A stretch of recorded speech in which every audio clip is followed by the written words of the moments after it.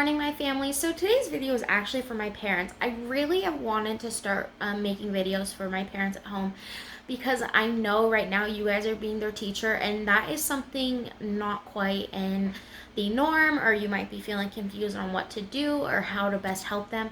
So I'm hoping to start some videos of how to do that. Today we're going to start with how to scaffold your child's learning. This is a huge part of their development and education.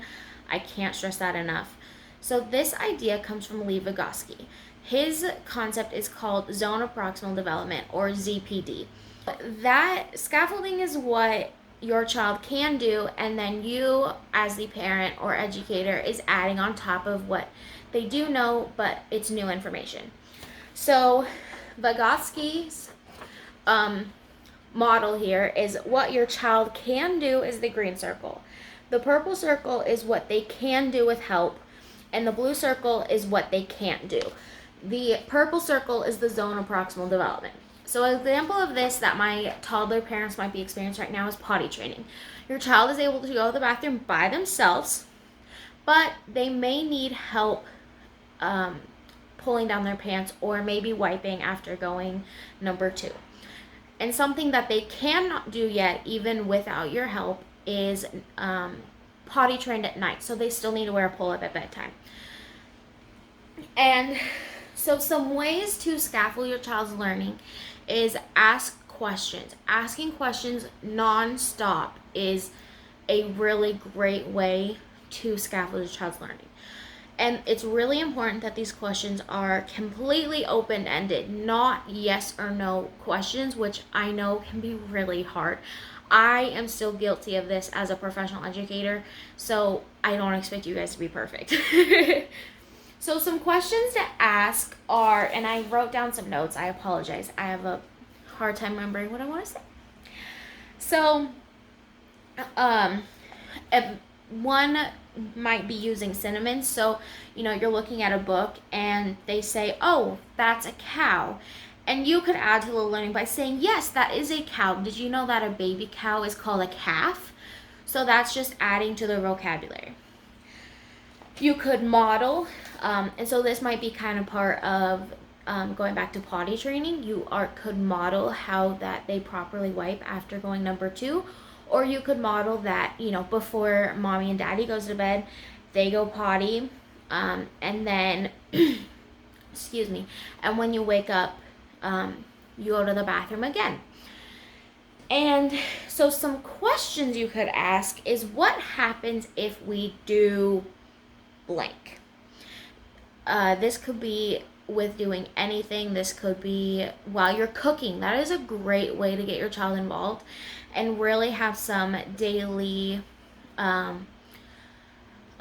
self-help or life experience. So, you put on a pot of water, and obviously you teach them to be safe, that, the stove is hot.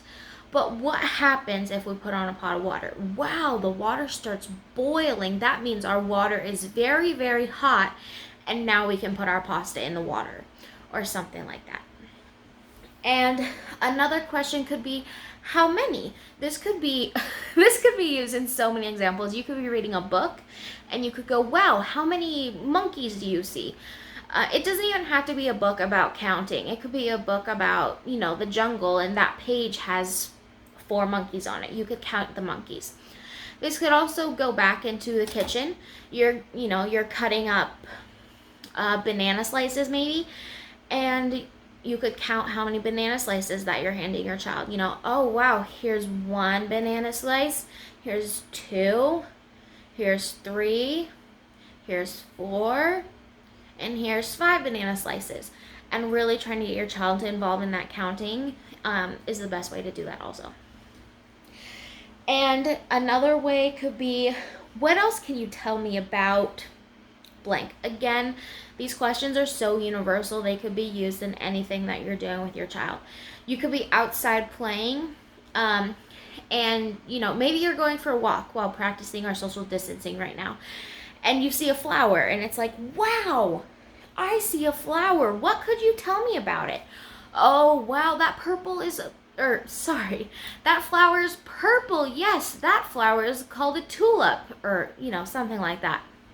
Wow, that flower has a green leaf and stem to it. This is what the stem is, and this is what the leaf is. It's just adding on to what they already know, or maybe what they don't know.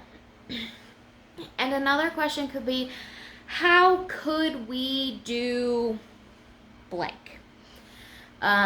This could be maybe with building blocks, and they're stacking up their blocks and they're starting to be unbalanced and they're starting to fall down. A question could be, wow, how could we make these blocks more balanced? And at the same time, if they're not sure what balanced is, this might be a time to explain what balanced means.